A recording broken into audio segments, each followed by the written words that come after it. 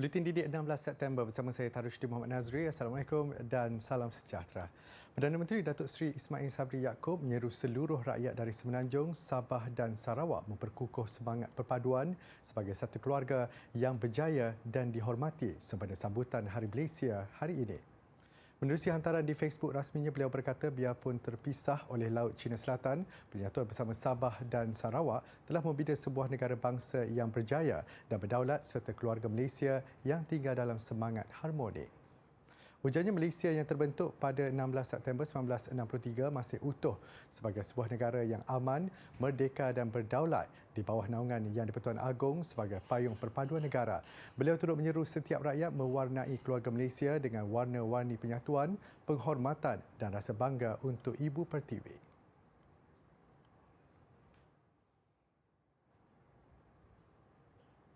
Pelbagai cara dizahirkan untuk menyemarakkan sambutan Hari Malaysia tidak terbatas di mana kita berada. Ada yang melakarkannya di atas kain. Ada pula yang memilih untuk meraikannya melalui nyanyian dan tarian.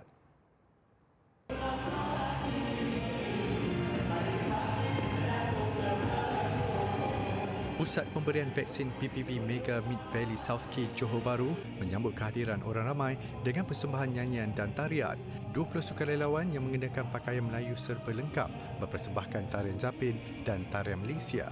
Sempena dengan Hari Malaysia ni, kami para petugas dan juga para sukarelawan ingin memberikan sedikit kelainan di mana mereka ingin mencetuskan semangat perpaduan dan juga semangat patriotik, di mana kita ingin dalam keadaan ketidaktentuan dalam pandemik ni, kita ingin menyemarakkan semangat perpaduan itulah.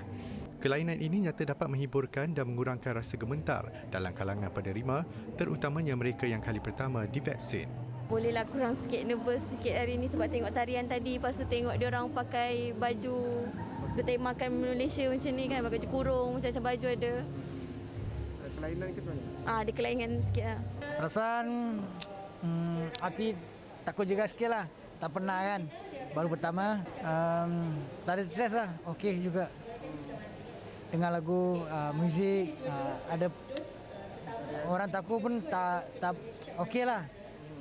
Sementara itu, di Pusat Kuarantin dan Rawatan COVID-19 Pasir Gudang, 30 sukarelawan menghasilkan kain rentang sepanjang 30 meter dengan seni lukisan tangan. Selain bendera Malaysia, pelbagai lukisan lain turut dihasilkan bertemakan perpaduan kaum sempena sambutan Hari Malaysia ke-64. PKRC ini menempatkan pesakit COVID-19 tahap 1 dan 2 yang dalam proses pemulihan sebelum dibenarkan balik ke rumah masing-masing.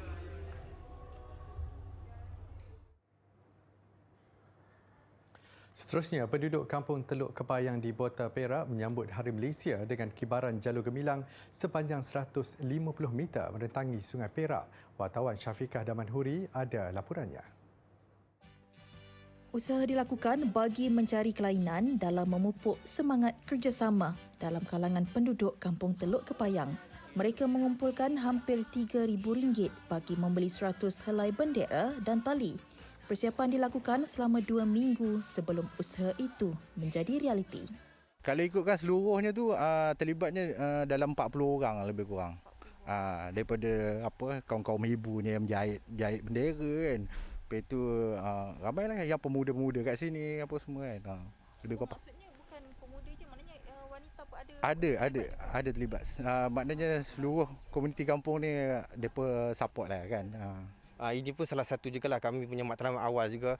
Kami nak orang budak-budak muda semuanya lebih rasa cinta kan kepada negara itulah. Sebab itulah kami cuba saya upaya untuk fikir apa yang kita boleh buat untuk kemerdekaan kita kali ini, Hari Malaysia kita kali ini. Kami nak boleh biar mereka ingat Hari Malaysia tu. Tambahnya menjadi kelaziman bagi mereka untuk menghiasi kampung dengan bendera sempena Bulan Kebangsaan. Kesukaran bersama-sama memasang jalur gemilang mampu mengeratkan silaturahim antara penduduk. Lain orang, lain ragam, lain idea, lain cara bagi memupuk semangat kekitaan dan cintakan negara. Penduduk di kampung Teluk Kepayang bersatu mengerah tenaga dan wang ringgit bagi merealisasikan idea mengibar jalur gemilang merentasi Sungai Perak. Laporan Syafiqah Damanhuri, Parit, Perak.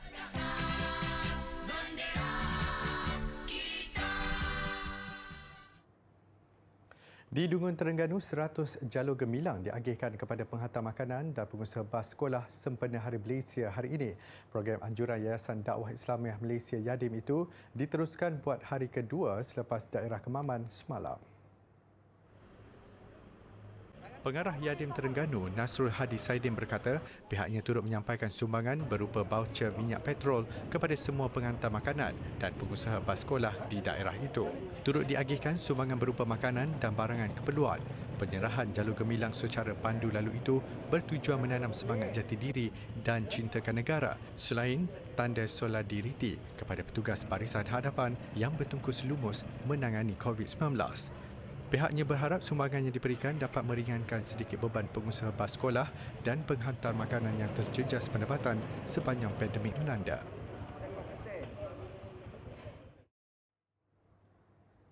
Menjelang pengoperasian sekolah bulan depan, perkara yang terus menjadi kebimbangan ibu bapa adalah mengenai persekitaran sekolah. Adakah ia selamat untuk dibuka? Ketua Pengarah Pendidikan Datin Seri Nur Zamani Abdul Hamid berkata, pihaknya yakin kadar vaksinasi guru dan kaki tangan sokongan yang tinggi serta sistem penggiliran yang dijalankan mampu menjadikan sekolah kawasan selamat dan mengurangkan penularan jangkitan COVID-19. Jadi kita menganggarkan apabila kawasan sekolah itu selamat dan dengan adanya guru, AKP dan juga pekerja perkhidmatan sokongan ini diberikan vaksin, maka anak-anak yang umur sekitar daripada 6 tahun ke 12 tahun kalau di sekolah rendah dan kemudian untuk 12 tahun ke 17 tahun itu kita rasakan bahawa mereka telah ada dalam suasana yang selamat. Walau bagaimanapun Cik Syarkawi, saya merasakan bahawa kini kita telah mula bergerak kepada memberi vaksin kepada anak murid sekolah kita. Ya, kita menyasarkan sekarang ini kepada umur 18 tahun iaitu budak pra-universiti dan kemudian dia juga Kementerian Kesihatan juga mengatakan kita memberikan vaksinasi kepada golongan murid yang dalam kumpulan komorbid. Beliau berkata demikian menerusi temu bual di ruang bicara yang disiarkan bernama TV. Dalam pada itu, beliau juga yakin pengoperasian sekolah tidak akan terjejas dengan tindakan 2,500 guru yang enggan menerima vaksin COVID-19. Kementerian Pendidikan Malaysia merasakan kami tidak akan terkesan ataupun rasa macam kalau 2,500 tu adakah kami tidak akan buka sekolah. Kementerian Pendidikan Malaysia ada caranya untuk berhadapan dan juga bagaimana kita nak cope dengan mereka yang 2,500 ini ya. Jadi seperti saya katakan tadi, ramai kita dah percentage untuk yang menerima dua dos ini dalam kalangan guru kita yang 414,000 lebih ini dah kita dah mencapai sasaran hampir 89.32%. Dalam perkembangan berkaitan, Datin Seri Nur Zamani turut menyarankan pengurusan sekolah swasta dan antarabangsa supaya melakukan ujian saringan COVID-19 menggunakan kit kendiri dengan lebih kerap.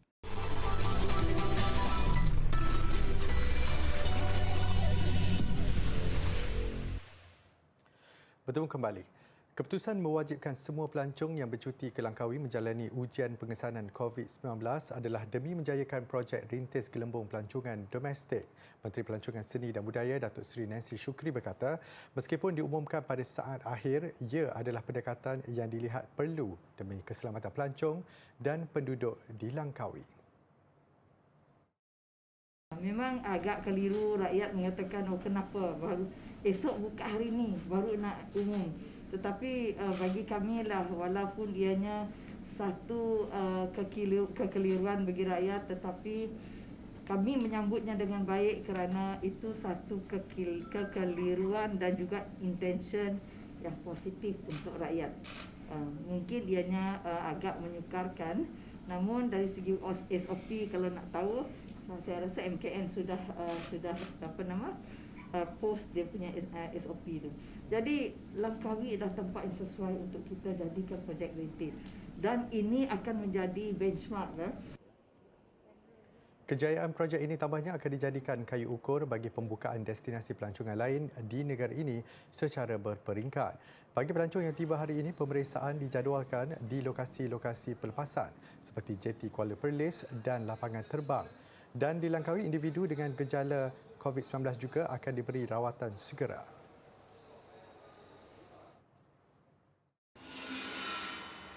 Suasana di Terminal Feri Kuala Perlis yang tadi terkawal dengan pemantauan dan pemeriksaan ketat oleh setiap agensi bertugas sebelum dilepaskan masuk ke kawasan terminal. Tinjauan mendapati kawasan itu mula dipenuhi pengunjung sejak jam 7 pagi lagi. Mereka dilihat patuh dengan prosedur operasi standard SOP dengan menjaga penjarakan dan ramai dilihat memakai 2 lapis pelitup muka. Boleh keluar macam ni, kita rasa seronok lah. Adik. Kita kena jaga SOP lah. Jangan jarak, tentu lah. Plan ni plan anak-anak lah. Anak-anak plan kita sebagai ibu bapa ni ikutlah. Mereka plan lama dah lah. Pun begitu, ada pengunjung yang masih tidak melakukan ujian saringan COVID-19 sebelum tiba ke sini. Keadaan itu menyebabkan ramai mengalami kelewatan kerana pihak Kementerian Kesihatan Malaysia KKM perlu melakukan ujian saringan ke atas setiap individu yang mahu ke Langkawi. I think the system is very bad. The ferry is 9:30. They should have come earlier, 7. Kita orang tunggu daripada 7:45 kan sampai about 9. Now it's 9:30 already. Kan? So I think they should have done it earlier lah. Menurut polis, kelonggaran pemeriksaan KKM itu hanya dilakukan pada hari ini. Bermula esok, pengunjung yang tidak bersedia awal dengan keputusan ujian saringan COVID-19 akan diarah berpatah balik. Yang ni ada sedikit masalah pada pagi ini kerana ramai yang datang tidak ada buat test tersebut. Jadi pihak KKM terpaksa mengambil masa yang agak panjang untuk membuat test untuk semua orang. Tetapi selepas daripada hari ini, mereka yang tidak ada test tersebut, tidak ada keputusan test COVID tersebut, tidak akan dibenarkan untuk ke Langkawi. Berdasarkan pemerhatian, sukar untuk mana-mana individu yang lolos tanpa diperiksa kerana terdapat sekurang-kurangnya 4 tapisan sebelum dibenar masuk ke dalam feri penumpang. Bermula dengan ujian saringan COVID-19 oleh KKM, diikuti pemeriksaan polis dan Majlis Keselamatan Negara MKN. Seterusnya pemeriksaan di dalam terminal dan terakhir oleh pihak Angkatan Pertahanan Awam APM. Anggota Jabatan Sukarelawan Malaysia Rela turut ditempatkan bagi membantu kelancaran.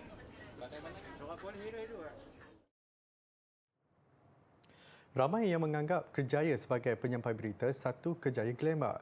Cabaran baca berita peringkat Sekolah Menengah 2021 yang dianjurkan baru-baru ini memberi gambaran kepada peserta tentang kemahiran dan teknik tertentu bagi memastikan maklumat dapat disampaikan dengan jelas.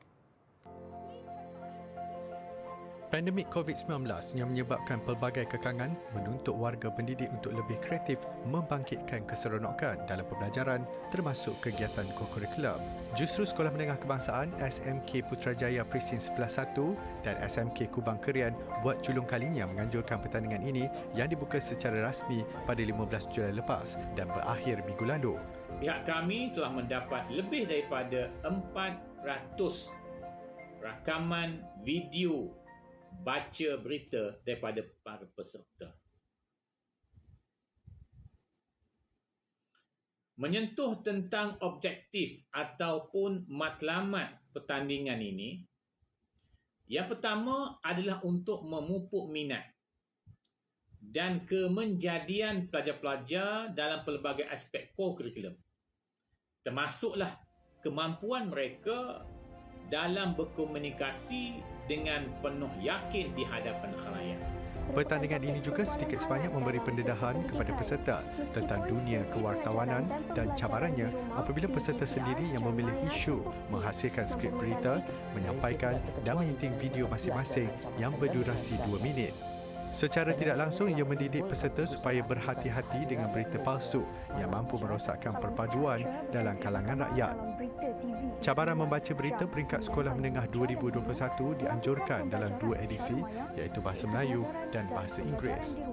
Saya bahagikan masa saya untuk editing, untuk belajar. Jadi dekat situ dia macam multitasking lah. So saya tahulah yang saya boleh buat banyak kerja dalam satu masa. Kemudian cabaran lain juga dari segi komunikasi saya dengan cikgu macam sangat terbatas lah. Contohnya macam kalau saya nak send video dekat cikgu kan, saya semua benda saya guna telefon.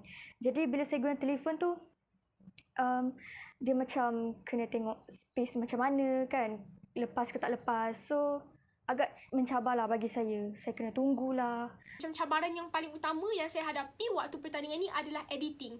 Saya memang sangat lemah bab macam edit video ni. Jadi saya memang kena belajar semua benda daripada permulaan. Nasib baiklah saya ada adik saya yang sangat mahir dalam bidang edit video. Dia telah pun memberikan saya tunjuk ajar. Dia ajar saya macam mana nak edit video macam ni, macam nak edit video macam ni. Dan alhamdulillah we managed to pull through lah. Dan ada je cabaran-cabaran lain, macam contohnya waktu tu exam dah dekat. Jadi ada stress, pressure yang sangat banyak. Memang rasa burn out waktu tu, tapi alhamdulillah everything is worth it at the end of the day. Selain bermatlamat mencari bakat baharu dalam bidang media kreatif, pertandingan ini turut menekankan aspek pemahaman dan kepekaan pelajar terhadap isu semasa.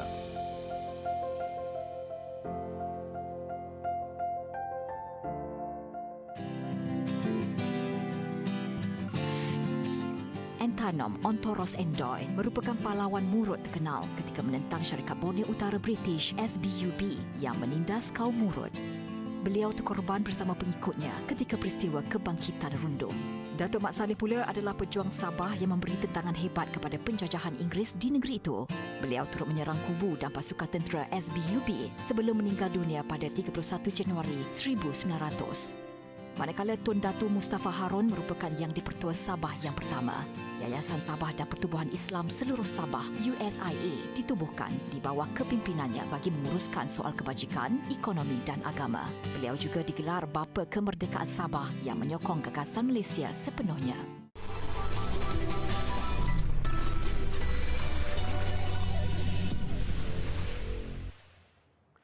Roket milik syarikat SpaceX Falcon 9 yang membawa 4 pelancong angkasa lepas berlepas pada jam 8.02 malam waktu tempatan dari Pusat Angkasa Lepas Kennedy di Florida, Amerika Syarikat.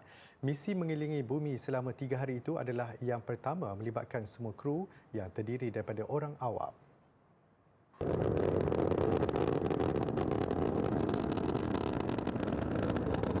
Penerbangan SpaceX disewa oleh bilioner Amerika Syarikat Jared Isaacman 38 tahun. Selain Isaacman yang juga komandan misi, 3 lagi yang dipilih untuk misi terbabit ialah Hayley Arsenault 29, bekas pesakit barah tulang, Chris Sambrowski 42, bekas veteran tentera udara Amerika Syarikat yang kini bekerja di industri penerbangan, dan Sian Proctor 51, seorang profesor sains bumi. Jumlah sebenar bayaran kepada SpaceX tidak dinyatakan, tetapi harganya dijangka mencecah ratusan juta dolar. Misi ke angkasa lepas itu bertujuan menyasarkan kutipan sebanyak $200 juta atau 831 juta ringgit untuk Hospital Penyelidikan Kanak-kanak St. Jude di Tennessee.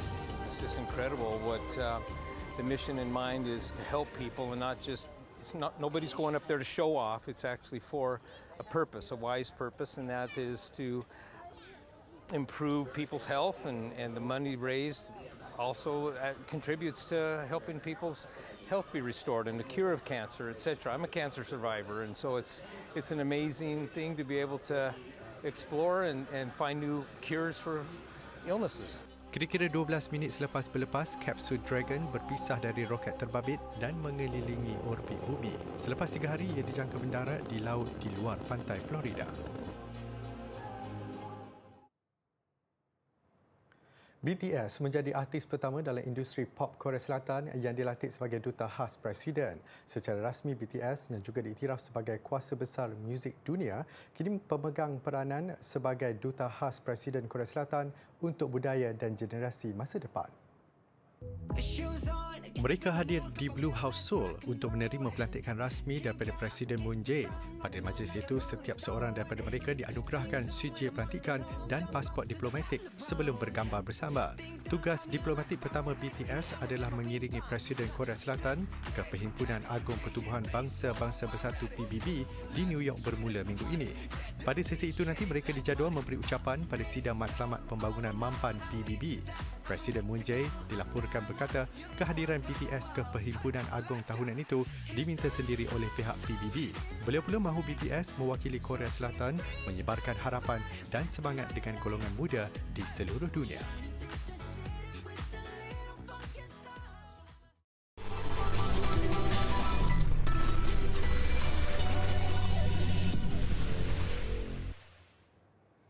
Sukan. Atlet Burundi Francine Niyonsaba mencipta rekod baharu dunia acara 2,000 meter di kejohanan Continental Tour Gold di Zagreb. Beliau mencatat 5 minit 21.56 saat, 2 saat lebih pantas daripada rekod yang dicatat Ganzebi Dibaba di acara dalam dewan pada 2017. Francine, pemenang pingat perak Olimpik dan dunia dalam acara 800 meter antara beberapa atlet yang digantung daripada menyertai pertandingan antara 400 meter dan 1,500 meter kerana tahap testosteron yang tinggi secara semula jadi. Atlet berusia 28 tahun itu berkata dia sentiasa bersaing untuk memberi inspirasi kepada yang lain. Catatan rekod dunianya yang turut memecah rekod atlet Ireland Sonia O'Sullivan pada 1994 hadir seminggu selepas dia mencipta kejayaan dalam 5,000 meter di Liga Berlian di Zurich, Switzerland.